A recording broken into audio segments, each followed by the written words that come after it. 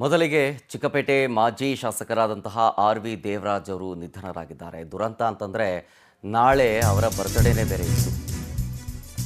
ಅದರ ನಿಮಿತ್ತ ಚಾಮುಂಡಿ ಬೆಟ್ಟಕ್ಕೆ ಅಂತ ಹೋಗಿರ್ತಾರೆ. ನಾಳೆ ಹುಟ್ಟುಹಬ್ಬದ ಹಿನ್ನೆಲೆಯಲ್ಲಿ ಇವತ್ತಿಗೆ ಚಾಮುಂಡಿ ತಾಯಿಯ ದರ್ಶನವನ್ನು ಪಡ್ಕೊಳ್ಳೋದಕ್ಕೆ ಅಂತೇಳಿ ಮೈಸೂರಿಗೆ ಹೋಗ್ತಿದ್ರು. ಆ ಟೈಮ್ನಲ್ಲಿ ಹೃದಯಾಘಾತ ಆಗಿದೆ. ಹೃದಯಾಘಾತದಿಂದ ಚಾಮುಂಡಿ ತಾಯಿ ದರ್ಶನಕ್ಕೂ ಮುಂಚೆನೇ ಕೊನೆ ಉಸಿರೆಳಿತಾರೆ. ಅಪೋಲೋ ಆಸ್ಪತ್ರೆಗೆ ದಾಖಲಿಸಿ ಮೊದಲಿಗೆ ಚಿಕಿತ್ಸೆಯನ್ನು ಕೊಡುವಂಥ ಪ್ರಯತ್ನ ಆಗುತ್ತೆ. ಅದಾದ ಮೇಲೆ ಅಲ್ಲಿಂದ ಜಯದೇವ ಆಸ್ಪತ್ರೆಗೆ ಅಂತ ಕರ್ಕೊಂಡು ಹೋಗಲಾಗುತ್ತೆ. ಫಸ್ಟು ಅಪೋಲೋ ಆಸ್ಪತ್ರೆಗೆ ಕರ್ಕೊಂಡು ಹೋಗ್ತಾರೆ, ಚಿಕಿತ್ಸೆ ಕೊಡಿಸ್ತಾರೆ. ಅದಾದಮೇಲೆ ಜಯದೇವ ಆಸ್ಪತ್ರೆಗೆ ಕರ್ಕೊಂಡು ಹೋಗ್ತಾರೆ. ಆಗ ಮಾರ್ಗ ಮಧ್ಯದಲ್ಲಿ ನಿಧನ ಆಗ್ತಾರೆ. ಆಮೇಲೆ ಗಮನಿಸಬೇಕಾದಂಥ ಅಂಶ ಅಂತಂದರೆ ಎಸ್.ಎಂ. ಕೃಷ್ಣ ಅವರ ಆಪ್ತರಾಗಿದ್ದರು ಆರ್.ವಿ. ದೇವರಾಜ್ ಅವರು. ಆರ್.ವಿ. ದೇವರಾಜ್ ಅವರ ಪಾರ್ಥಿವ ಶರೀರದ ಅಂತಿಮ ದರ್ಶನದ ವ್ಯವಸ್ಥೆಯೂ ಕೂಡ ಆಗಿದೆ. ಈಗ ಆಲ್ರೆಡಿ ಒಬ್ಬೊಬ್ಬರಾಗೆ ಬರ್ತಾ ಇದ್ದಾರೆ ಅವರ ಆಪ್ತರು, ಕುಟುಂಬ ವರ್ಗದವರು, ರಾಜಕೀಯ ಗಣ್ಯರು. ಬೆಂಗಳೂರಿನ ನಿವಾಸದಲ್ಲಿ ಅಂತಿಮ ದರ್ಶನಕ್ಕೆ ವ್ಯವಸ್ಥೆ ಮಾಡಲಾಗಿದೆ. ಕೆಆರ್ ಮಾರ್ಕೆಟ್ ಬಳಿ ಇರುವಂಥ ಆರ್.ವಿ. ದೇವರಾಜ್ ಅವರ ಮನೆ. ಬೆಳಗ್ಗೆ 10 ಗಂಟೆ ಆದಮೇಲೆ ಕಚೇರಿ ಬಳಿ ಅಂತಿಮ ದರ್ಶನಕ್ಕೆ ವ್ಯವಸ್ಥೆ ಮಾಡಿಕೊಡಲಾಗುತ್ತೆ.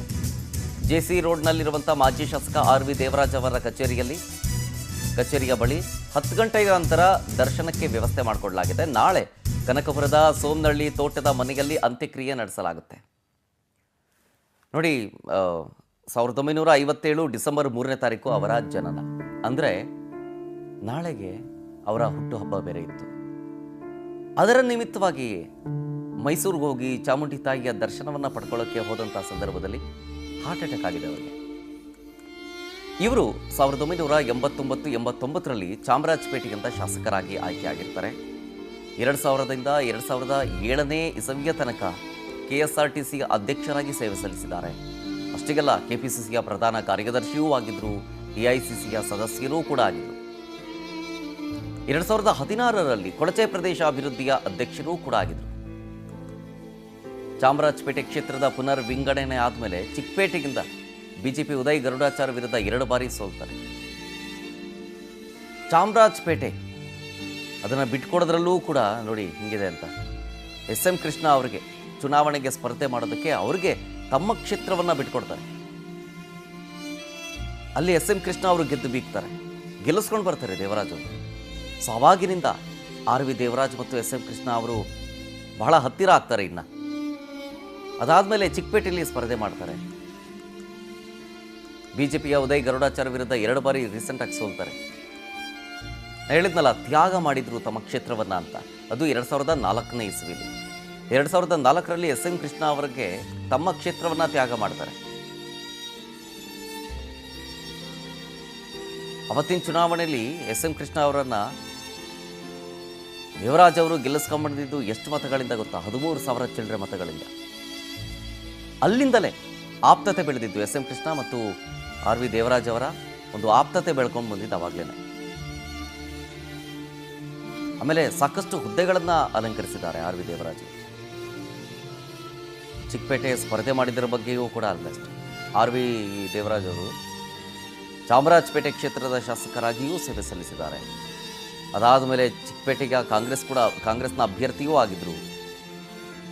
ಸೊ ರೀಸೆಂಟು ಅಂತಂದರೆ 2016ರಲ್ಲಿ ಹಿಂಗೆ ಒಂದು 10 ವರ್ಷದ ಹಿಂದೆ ಕೊಳಚೆ ಪ್ರದೇಶದ ಅಭಿವೃದ್ಧಿ ಮಂಡಳಿಯ ಅಧ್ಯಕ್ಷರು ಕೂಡ ಆಗಿರ್ತಾರೆ. ಅವರು ಬೆಳೆದು ಬಂದ ಹಾದಿಯ ಬಗ್ಗೆ ಅಂದರೆ ಕಾಂಗ್ರೆಸ್ನ ಹೈಕಮಾಂಡ್ ನಾಯಕರ ಮಟ್ಟದಲ್ಲೂ ಕೂಡ ಆಪ್ತತೆಯನ್ನು ಬೆಳೆಸ್ಕೊಂಡಿದ್ರು ದೇವರಾಜ್ ಅವರು. ರಾಜೀವ್ ಗಾಂಧಿ ಅವರ ಜೊತೆಗೂ ಕೂಡ ಒಡನಾಟವನ್ನು ಇಟ್ಕೊಂಡಿದ್ರು ದೇವರಾಜ್ ಅವರು.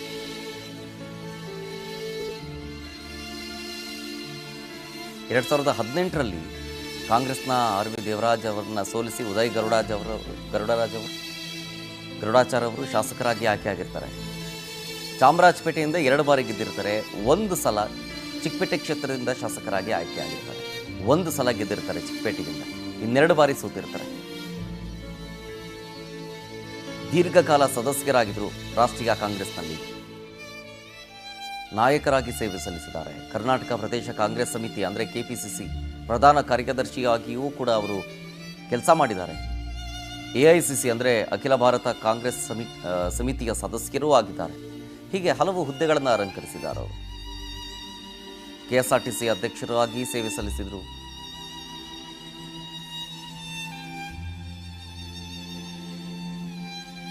ಹೀಗೆ ಅವರು ನಡೆದುವಂಥ ಹಾದಿಯ ಬಗ್ಗೆ ಬಹಳಷ್ಟು ತಿಳ್ಕೊಳ್ಳೋದಿದೆ. ನಾಳೆ ಅಂದರೆ ಡಿಸೆಂಬರ್ 3ನೇ ತಾರೀಕು ಅವರ ಹುಟ್ಟುಹಬ್ಬ ಇತ್ತು.